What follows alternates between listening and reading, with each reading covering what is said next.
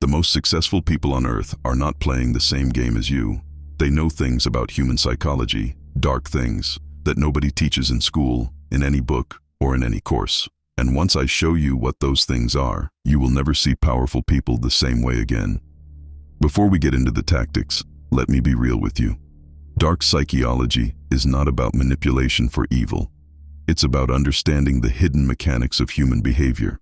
The ones that run underneath every conversation, every negotiation, and every relationship. Machiavelli wrote about this 500 years ago. Robert Greene built a career on it, and every billionaire I've ever researched, knowingly or not, operates by these principles. The difference between someone who uses these tactics and someone who gets used by them is simple: awareness. So let's build yours. Here are the 5 dark psychology tactics that separate people who reach the top from everyone else. The first tactic is one of the most powerful and least used tools in any room: deliberate silence. Most people are terrified of silence. The moment a conversation pauses, they fill it, they talk, they over-explain, and they give away their position. Successful people do the opposite. They let silence sit. When you stay quiet after making a statement or an offer, the other person's brain interprets that silence as pressure. They feel compelled to fill it, and almost always, they fill it with a concession, more information, or a reveal they didn't intend to make. Steve Jobs was famous for this in negotiations. In meetings, after making a proposal, he would simply wait. His team called it the stare. Most people thought he was angry. He wasn't. He was letting the other person's discomfort do his negotiating for him. Next time you make a request for a raise, a price, a deal, say your number and stop talking. Don't soften it. Don't qualify it. Just wait. The first person who speaks after a big ask almost always loses. Now, before we get to tactic 2, have you ever noticed that the most influential people in your life almost never seem desperate? There's a reason for that. Tactic 2 is about controlling the most valuable resource you have: your attention and availability. Humans assign value to what is scarce. It's called reactance theory. The moment something becomes less available, we want it more.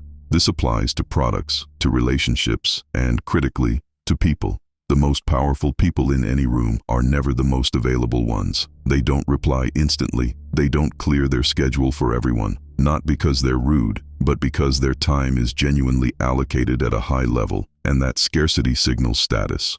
Warren Buffett famously said his success comes from knowing how to say no. He protects his calendar like it's the last seat on a lifeboat. Start treating your attention as a limited resource, because it is. Reduce the speed of your responses to people who undervalue your time. Don't be available for every meeting, every request, or every chat. The counterintuitive truth is this: people will respect you more when you're harder to access. Tactic 3 is the one that creates instant trust, and in the wrong hands, it's one of the most powerful manipulation tools that exists. It's called mirroring, and at a surface level, you've probably heard of it. Match someone's body language, match their speech pace, and build rapport. But the dark psychology version goes much deeper. The advanced form of mirroring isn't about copying movement. It's about reflecting someone's emotional state back at them with slightly elevated intensity. When someone is excited, you match their excitement and go 10% further. When someone is calm, you go slightly calmer than they are. You become their emotional mirror, but you're always leading, not following. The human brain is wired to feel understood before it feels persuaded. No one buys anything, a product, an idea, or a relationship, from someone they don't feel connected to. Use this to genuinely understand people, not to fake a connection. The difference between persuasion and manipulation is intention, and your audience will feel the difference. We're halfway through, and the next 2 tactics are honestly the most counterintuitive ones, and the ones I see high achievers using most consistently. If this is hitting different, hit subscribe. I drop this kind of content every week, and I don't want the algorithm to be the reason you miss it. Tactic 4 is called anchoring, and once you see it, you cannot unsee it. Here's how it works. The human brain doesn't evaluate anything in absolute terms. It evaluates everything relative to the first piece of information it receives. That first piece of information is the anchor. Whoever sets the anchor controls the entire negotiation. Classic example: a product priced at $997 next to a crossed out one, thus $997 doesn't feel expensive. It feels like a deal.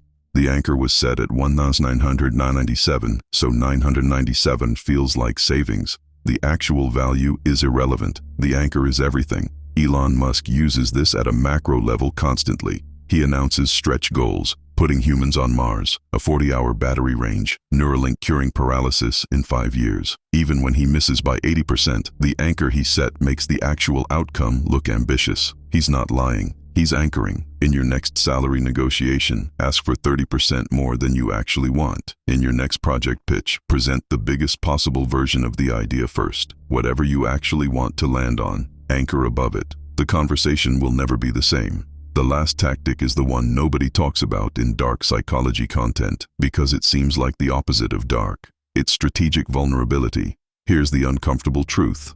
The most powerful people know exactly when to appear vulnerable, and they use it as a calculated move. When a highly competent person admits a flaw or a failure, their likability actually goes up, not down. It makes them human. It disarms competition, and it builds a level of trust that confidence alone never can. Jeff Bezos, in every early shareholder letter, openly admitted what Amazon got wrong. Steve Jobs talked about getting fired from his own company. These weren't moments of weakness. They were strategic disclosures designed to build credibility. The dark side of this is that it's also how narcissists build trust, by performing vulnerability that they don't actually feel. Real vulnerability comes with accountability. Fake vulnerability is always someone else's fault. Share one real failure, one real mistake in your content or your leadership, and watch how people respond differently. The goal isn't sympathy. The goal is truth. And truth builds authority that performance never can. Every single one of these tactics can be used on you right now, by your boss, your competitor, or by the last ad you clicked on.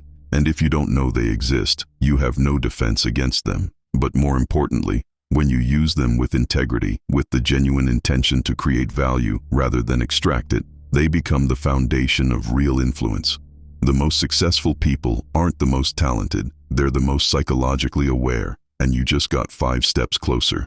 If you want to go deeper on this, I'm putting together a follow-up video on the psychology of first impressions, specifically how successful people engineer how they're perceived in the first 30 seconds of any interaction. If you want that, comment first impressions below and I'll know to prioritize it. Subscribe if you haven't, and I'll see you in the next one.